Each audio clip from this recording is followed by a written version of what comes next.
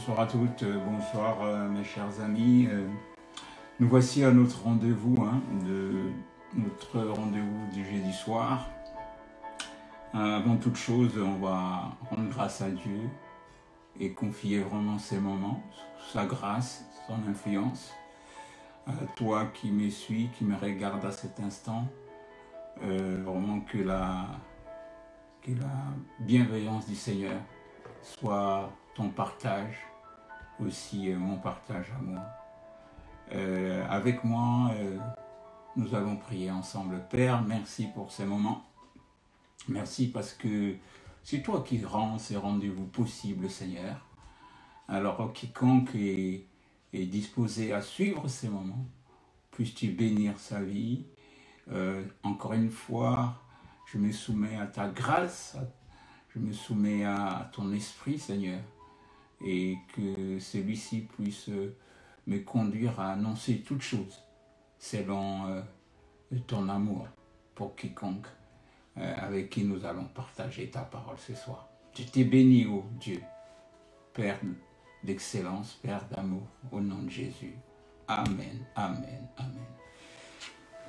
Encore une fois, bonsoir à chacun de nous, en particulier à tous les bien-aimés du centre biblique, là où vous êtes, de Victorieux à Amiens. Aux autres, bien sûr, j'ai dit aussi bonsoir et bienvenue pour ces moments. Alors, comme tous les jeudis soirs, dans les conditions actuelles, nous l'avons déjà dit, nous le répétons encore, même si l'environnement change, nous restons fidèles à notre vocation, aux différentes thématiques que nous abordons.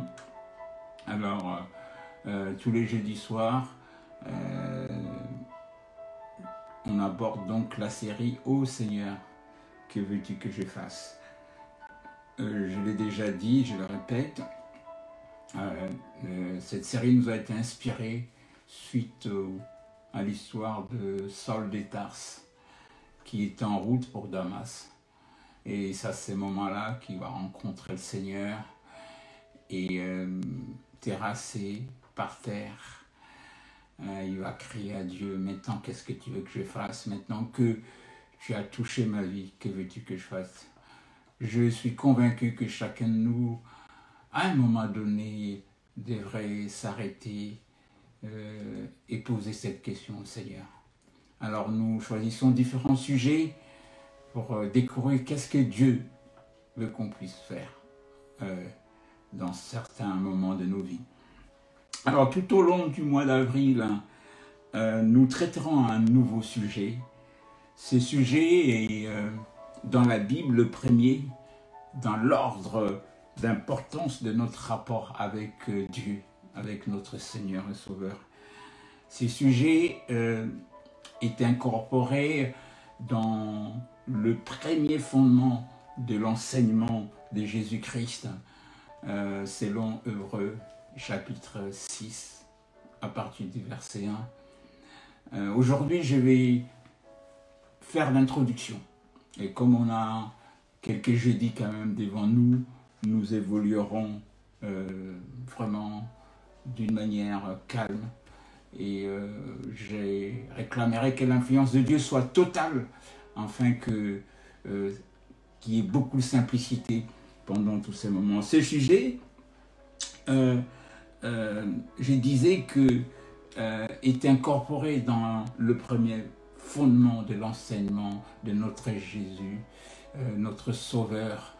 Et nous savons que le premier fondement de l'enseignement de notre Seigneur, c'est le renoncement aux œuvres mortes, la repentance, en d'autres mots. Alors, l'incompréhension de ce sujet rend plusieurs vies chrétiennes. Quand je parle de la vie chrétienne, je parle de cet appel biblique pour quiconque est né de nouveau d'imiter notre Seigneur Jésus-Christ. Donc je disais que l'incompréhension de ces sujets rend plusieurs vies chrétiennes soit impossibles, soit malheureuses. Je l'ai dit par rapport à surtout à mon travail pastoral, vraiment ces 2 décennies il s'agit du pardon selon la Bible. Donc l'intitulé de ces sujets, c'est le pardon selon la Bible. Par conséquent, nous, tout au long de ces mois d'avril, le jeudi soir, par la grâce de Dieu, à partir normalement de 18h30, on se donnera rendez-vous pour découvrir la réponse biblique à la question suivante. Que faire après avoir été pardonné en son nom? Que pouvons-nous faire après avoir été pardonnés par notre Seigneur et Dieu? Et lorsque nous ne savons pas que faire, c'est là que je l'ai dit quelques mots avant, nous pouvons avoir vraiment une vie chrétienne assez impossible ou malheureuse. Nous n'arriverons jamais à imiter le Seigneur. Alors, pendant ce mois d'avril, nous nous retrouverons pour étudier, en tout cas, les fondamentaux, les principaux points de ce que le Seigneur veut que nous puissions faire une fois que nous avons expérimenté son pardon. Alors, quand je parle des fondamentaux, je vais dire que je sais que chacun d'entre nous a ses particularités, chacun d'entre nous a ses points spécifiques. Toutefois, selon la Bible, nous avons aussi des points communs dans ce domaine. Bon, maintenant, si vous voulez aller plus loin d'une manière personnelle, je l'ai dit encore, aujourd'hui, n'hésitez surtout pas de nous contacter. Envoyez-nous soit un mail, soit vous écrivez sur la page Facebook. Avant, justement, c'est ce qu'on va aborder sûrement à partir du jeudi prochain. Avant d'étudier ces fondamentaux, ce soir, on va voir un peu à quoi consiste le pardon selon la Bible et à quoi ça sert aussi. Donc, quelle est la définition biblique du pardon et quel est aussi le but du pardon selon la Bible. Voilà. Ce soir, on va traiter ces petits points qui vont nous servir d'introduction et par la grâce du Seigneur, je vous le dis encore, on reviendra ici et on se retrouvera et puis on parlera de cette notion du pardon. Que signifie le pardon selon la Bible? Que signifie le pardon? Alors le pardon, ceux qui sont nés de nouveau en Christ n'ont pas l'exclusivité de ces mots. C'est-à-dire que c'est une réalité qui est universelle. On l'aborde pratiquement dans toutes les sociétés humaines. C'est une réalité spirituelle, hein, c'est-à-dire elle n'est pas matérielle, on ne peut pas la saisir, l'enfermer dans une espèce de frigo ou dans une boîte. C'est une réalité immatérielle, spirituelle, mais elle est aussi universelle. Alors nous allons éviter toute approche un peu compliquée, philosophique, culturelle. Nous allons vraiment avoir une approche simplement biblique. Alors aujourd'hui, je vais vous présenter 3 versets. Donc avec ces 3 versets, nous allons méditer un peu sur la définition et le but du pardon. Alors, le verset, je vais d'abord vous les citer. Je ne vais pas forcément les lire, hein, mais je vais vous les citer tous les 3. Après, on va les aborder un à un. Alors, le premier verset, c'est Jérémie 17, verset 8 à 9. Le deuxième verset, c'est Marc 7, verset 21 à 22. Et le troisième et dernier verset, c'est Romains chapitre 3, au verset 23. Alors ces 3 versets nous amènent à avoir des informations simples, j'ai dit bien simples, qui nous renseignent que le pardon dans la Bible est inséparable, indissociable à la miséricorde dans la Bible. Autrement dit, vous ne pouvez pas séparer la notion de la miséricorde avec la notion du pardon. Alors voyons ce que ces 3 versets nous présentent bibliquement. Jérémie 17, versets 8 et 9. Je vais tout de même le lire. Je vais prendre ma Bible. Là où vous êtes, prenez aussi la vôtre, pour être certain que nous lisons le même passage. Alors, Jérémie 17, versets 8 et 9. Il est écrit ceci.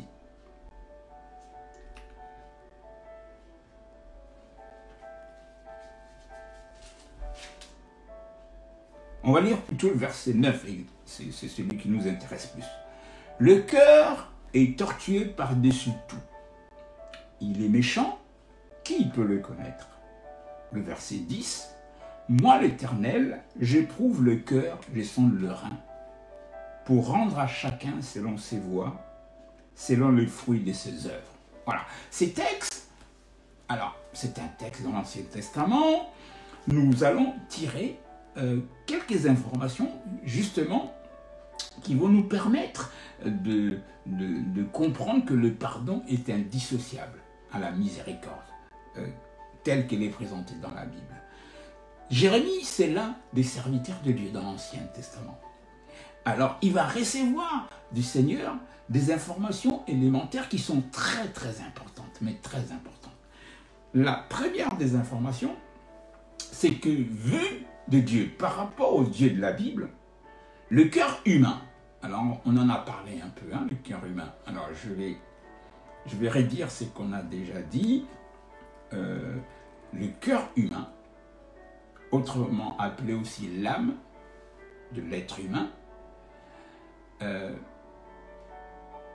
est semblable au cœur naturel pour l'être humain. Alors l'être humain, on l'a dit, je le répète encore, selon Pierre, l'être humain, c'est un esprit qui habite dans un corps. Et sa partie spirituelle a des ressemblances avec sa partie corporelle. Ainsi, l'âme est l'équivalent de ce que le cœur humain est pour le corps. Voilà, en quelque sorte. Donc le cœur humain, c'est la partie vraiment importante dans l'homme intérieur. Alors le cœur humain, selon ces textes, est fondamentalement, profondément trompeur. C'est ce que ces textes nous disent. Il est sans vérité. Il est imprégné d'un manque de franchise authentique. C'est ce que la Bible nous dit dans ces textes. C'est la première information. En fait, le cœur humain, quand Dieu le regarde, d'une manière générale, le cœur humain, sans Dieu, sans lui, le cœur humain est trompeur. Il est sans vérité. Il n'est pas imprégné de la vérité. Il manque de franchise que Dieu recherche. La deuxième information, c'est que cet état spirituel, l'état spirituel du cœur humain, à l'échelle humaine, pour l'homme, est un défaut qui est incurable. Et non seulement il est incurable, il est incompréhensible. Ça signifie quoi, au fait? À l'échelle humaine, ces défauts-là, c'est le fait que le cœur soit fondamentalement trompeur, c'est qu'il ne peut pas être soigné, il ne peut pas être guéri. L'homme, à son échelle, ne peut pas guérir son âme qui est fondamentalement trompeuse, qui est sans vérité. Et en plus de cela, il ne peut pas l'analyser. Ainsi, la troisième information dans ces textes est la suivante. Dieu dit à Jérémie que lui seul est capable de voir le fond de ce cœur. Lui seul est capable de percer les secrets de ce cœur. Dieu est le seul, dit le Seigneur à Jérémie, je suis le seul à sonder le cœur de l'homme. Je suis le seul à sonder les secrets de sa conscience.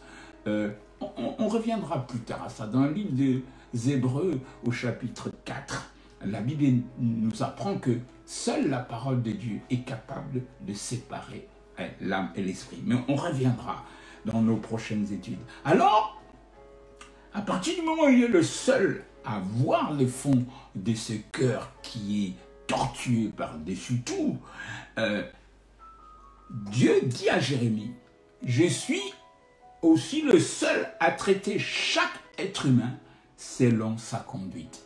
Il est le seul à nous traiter selon les conséquences de nos actes. C'est ce que Dieu dit à Jérémie dans ce texte. Il se révèle à Jérémie, il lui dit, je le répète encore, Jérémie, le cœur humain, sans moi, quand je le regarde, il est fondamentalement trompeur. Il est tortueux par-dessus tout. Il est sans vérité. Il lui dit, cet état spirituel, ce cœur trompeur, ce cœur sans vérité, ce cœur sans franchise authentique est un défaut que l'homme ne peut pas guérir, ne peut pas analyser, ne peut pas comprendre.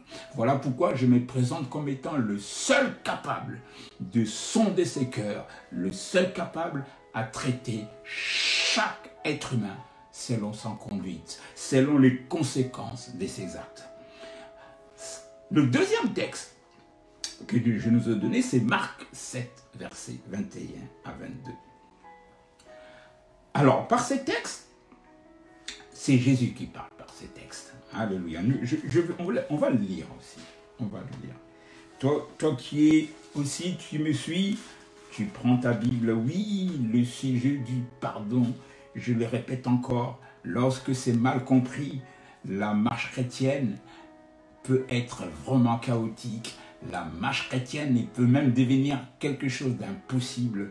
L'appel que Dieu nous fait dans la Bible d'imiter Jésus-Christ deviendra mission impossible.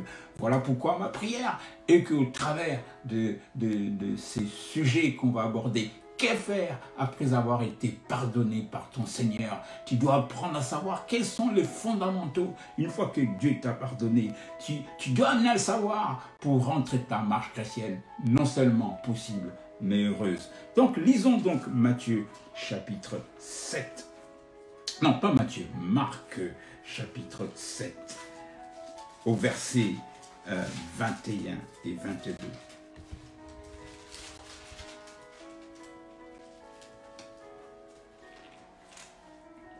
Il est écrit ceci, car c'est du dedans, c'est du cœur des hommes que sortent les mauvaises pensées, les adultères, les débauches, le meurtre, le vol, la cupidité, les méchancetés, la fraude, les dérèglements, le regard envié, la calomnie, l'orgueil, la folie.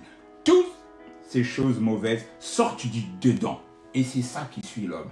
Alors ces textes, on l'a abordé aussi il y a quelques jours, mais ici, par rapport à notre sujet, qui est le pardon, on apprend quoi? Que ces cœurs tortueux constituent la source d'une morale défaillante. Ces cœurs tortueux est donc la source d'une morale que Dieu n'adhère pas. Et cette morale produit des conséquences qui sont vraiment désastreuse pour le quotidien de l'être humain, mais aussi pour son environnement. En effet, selon le Dieu de la Bible, ce n'est pas ce que fait l'homme qui est important, c'est ce que l'homme est à l'intérieur de lui. C'est ce qu'il faut vérifier, parce que la Bible dit à un de ses serviteurs dans le temps ancien, qui s'est fié à l'apparence, il dit, oh, Dieu ne regarde pas ce que l'homme aperçoit avec ses yeux, Dieu regarde le cœur, il regarde. Voilà, dans ce texte, Jésus-Christ nous dit que ce cœur tortueux est à la source d'une morale défaillante, d'une morale chaotique qui produit des conséquences chaotiques pour le quotidien de chaque être humain. Il va vivre donc ce qu'on appelle une vie des péchés. Le dernier texte que je nous ai donné, c'est le Romains chapitre 3, verset 23. Par ces textes, nous apprenons que ces cœurs humains, cette nature qu'on ne peut pas guérir à l'échelle humaine, c'est les signes d'une spiritualité aussi désastreuse pour l'être humain, cette fois-ci par rapport à son Dieu créateur. C'est ici qu'on parle de la séparation originelle de l'homme avec Dieu. Oui, ces cœurs, c'est une marque que l'humain est séparé avec Dieu. Maintenant, une fois qu'on a parlé de ces trois textes, comment alors l'Éternel Dieu de la Bible traite-t-il l'être humain qui pêche à partir du moment où il est le seul à voir les fonds de nos cœurs, de ces cœurs de tout homme? Répondre à cette question nous conduit justement à donner une définition simple du pardon selon la Bible. Pour cela, je vais lire avec vous notre dernier texte de ce soir pour faire l'introduction de ce que nous avons prévu. Nous allons aller lire notre dernier texte qui se trouve dans l'Ancien Testament, un texte qu'a écrit un des hommes qui a été chargé par le Seigneur pour la restauration des enfants, des descendants de Jacob. Alors ces textes se trouvent dans le livre de Néhémie. Le chapitre 9, on est au verset 17. Il écrit ceci: ils refusèrent d'obéir. Ils mirent en oubli les merveilles que tu avais faites en leur faveur. Ils raidirent leurs coups et dans leur rébellion, ils se donnèrent un chef pour retourner à leur servitude. Mais toi, tu es un Dieu prêt à pardonner, compatissant et miséricordieux, lent à la colère et riche en beauté. Et tu ne les abandonneras pas. Voilà ces textes. Ces textes va être le dernier. Il va nous permettre de répondre à cette question. Je vais le répéter encore. À partir du moment où l'homme, sans Dieu, loin de Dieu, a un cœur tortueux par-dessus tout, comment alors Dieu le traite-t-il? Parce qu'il est le seul à sonder ses cœurs, à voir comment naissent toute forme de déviance, comment ce cœur est la source d'une morale défaillante pour l'homme, comment le Dieu de la Bible les traite. Alors, c'est ici que Néhémie 9, verset 17, nous permet de répondre à la question qui va nous conduire tout doucement à la définition du pardon selon la Bible.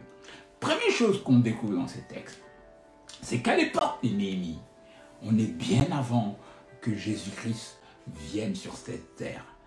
À l'époque de Néhémie, nous découvrons que malgré qu'il était encore fondamentalement séparé de l'être humain, malgré que l'homme était vraiment dans son cœur séparé de Dieu, l'Éternel Dieu manifesta une disposition qui consistait à faire bénéficier l'être humain pécheur sa bonté.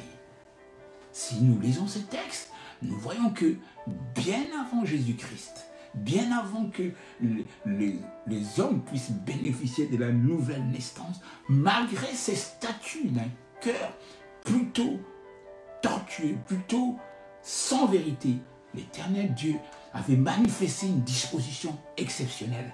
Et cette disposition était qu'il était prêt, disposé à faire bénéficier chaque être humain pécheur de sa bonté. Cette disposition dans la Bible est celle donc qui amène Dieu à pardonner tout coupable. Cette notion justement, ça s'appelle la miséricorde. Cette disposition est dans la Bible connue depuis les temps très très anciens. Et lorsque tout pécheur repentant s'approche de Dieu, il fait appel à cette disposition. Si vous lisez, je vous invite à lire le livre de Psaume 51. Vous allez découvrir que David a fait appel à cette disposition.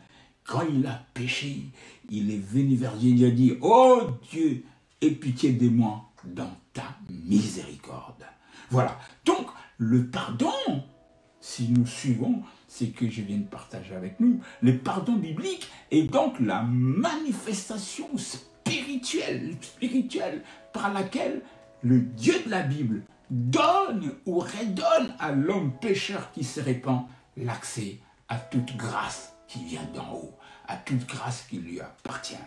Voilà, mes chers amis, il est très important de saisir ces choses si simples, parce que lorsqu'on ne saisit pas ces sujets du pardon simple, la marche chrétienne va être vraiment, vraiment difficile. Je répète que le pardon dans la Bible, le pardon biblique, et donc le fait que Dieu manifeste sa miséricorde. Et par cette miséricorde, l'Éternel donne à tout pécheur repentant l'accès à n'importe quelle grâce qui vient d'en haut. Alors, je clôture en quelque sorte notre introduction par ces textes de Néhémie 9-17 que je vous convie à lire. À partir du jeudi prochain, nous allons progresser petit à petit en comprenant encore plus le but du pardon et surtout qu'est fait après avoir été pardonné par le Seigneur. Il y a un récit dont je vais juste dire un mot sur ça, qui est dans la Bible. C'est qu'il y avait une femme qui était accusée d'adultère dans la Bible. Et les gens vont l'amener vers le Seigneur. Ils vont le présenter vers le Seigneur. Ils vont lui dire, normalement, cette femme mérite d'être lapidée. Parce qu'elle a péché, elle a commis un péché horrible. Alors là, le Seigneur les écoute calmement et s'élève notre Seigneur Jésus-Christ. Il posa cette question à tous ces gens qui avaient amené cette femme vers lui. Il dit, est-ce que parmi vous, il y a un qui n'a jamais péché, qui lève son doigt ou qui lance le premier la pierre à cette femme? Et la Bible nous apprend que un à un, ces hommes et les femmes s'éloignèrent. Et cette femme va rester toute seule avec Jésus-Christ. Et Jésus lui dit, mais où sont les hommes et les femmes qui t'avaient amené vers moi pour t'accuser? Ils sont tous partis. Alors, moi, je te demande, lève-toi, je te pardonne, va et ne pêche plus. Que faire? Qu'est-ce qu'il faut faire après avoir été pardonné par ton Dieu? Il faut savoir les fondamentaux de cela. À partir du jeudi prochain, nous l'aborderons sous l'influence du Saint-Esprit. En attendant, je prie pour ta vie. Considère que le Dieu de la Bible, c'est un Dieu miséricordieux. Donc tu peux faire appel à sa miséricorde si tu es un pécheur qui veut se repentir. Que Dieu te bénisse et à jeudi prochain.